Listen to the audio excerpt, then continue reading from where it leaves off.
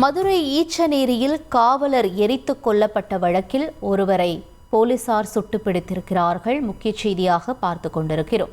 கூடுதல் விவரங்களை செய்தியாளர் ஜெகநாத் வழங்க கேட்கலாம். ஜெகநாத், வணக்கம். இந்த கைதி தரப்பிலிருந்து என்ன வாக்குமூலம் பெறப்பட்டிருக்கு, விவரங்கள் என்ன? வணக்கம். மதுரையில் சில நாட்களுக்கு முன்பு மலையரசன் என்ற காவலர் எரித்துக் கொலை செய்யப்பட்டார். இந்த விவகாரத்தில் தற்போது வில்லாபுரத்தைச் சேர்ந்த மூவேந்தன் என்ற ஆட்டோ ஓட்டுநரை காவல்துறையினர் துப்பாக்கியால் சுட்டு பிடித்திருக்கிறார்கள். குறிப்பாக தற்போது மூவேந்திரன் மதுரை அரசு ராஜாஜி மருத்துவமனையில் சிகிச்சை அளித்துக் கொண்டிருக்கிறார்.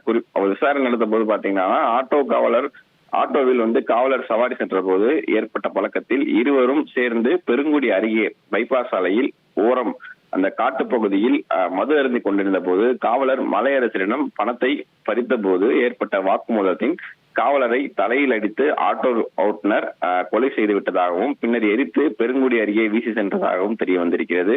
இந்த நிலையில் ஆட்டோ ஓட்டுநர் மூவேந்தரை கைது செய்ய முயன்ற போது சார்பு ஆய்வாளர் மாரிக்கண்ணன் என்பவரை கையில் வெட்டி தப்பி ஓட முயன்ற போது காவல்துறையினர் அவரை துப்பாக்கியால் சுட்டு பிடிக்க வேண்டிய சூழ்நிலை உருவாகி இருக்கிறது.